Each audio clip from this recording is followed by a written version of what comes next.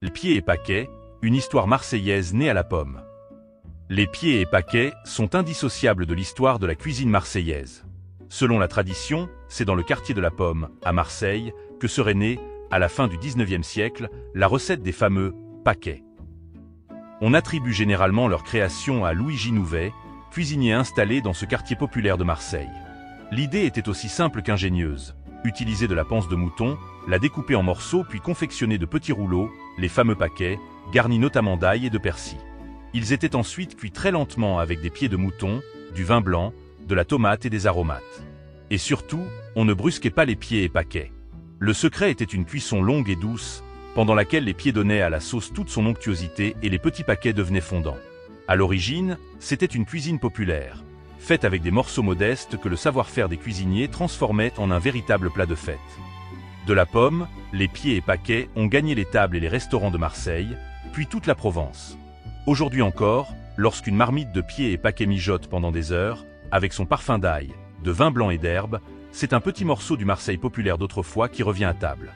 Les pieds et paquets, ce n'est donc pas seulement une recette. C'est une histoire marseillaise, une histoire de patience, de cuisine populaire et de transmission.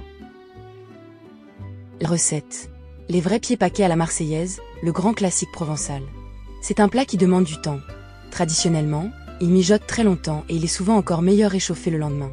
Pour 6 personnes, il vous faut 4 à 6 pieds d'agneau ou de mouton blanchi et nettoyé. Environ 1 kg de panse de mouton. Nettoyé et découpé en morceaux. 150 à 200 g de petits salés. Ail. Persil. 2 oignons. 2 tomates bien mûres ou un peu de tomates concassées.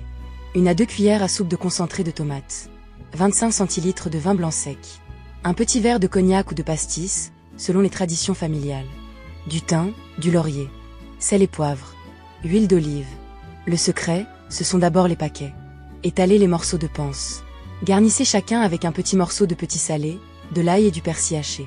Roulez-les bien serrés pour former de petits paquets et maintenez-les grâce à une petite incision pratiquée dans la panse, ou, plus simplement, avec de la ficelle de cuisine. Dans une grande cocotte, faites revenir doucement les oignons dans l'huile d'olive. Ajoutez les tomates et le concentré, puis laissez compoter quelques minutes. Déglacez avec le vin blanc. Disposez ensuite les pieds au fond de la cocotte et les paquets par-dessus. Ajoutez thym, laurier, ail, poivre et éventuellement le petit verre de cognac ou de pastis. Mouillez avec de l'eau jusqu'à presque recouvrir l'ensemble. Et maintenant, on laisse travailler le temps. Cuisson extrêmement douce pendant 6 à 8 heures minimum. Certains les font mijoter 10 à 12 heures. La sauce doit réduire progressivement, devenir épaisse et onctueuse, et les paquets doivent être extrêmement fondants. Servez-les très chauds, traditionnellement avec des pommes de terre vapeur.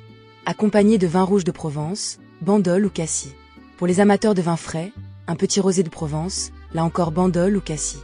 Et pour retrouver vraiment le goût des pieds paquets marseillais, préparez-les la veille. Une nuit au frais puis un réchauffage très doux le lendemain font énormément de bien au plat. Je vous souhaite un bon régal.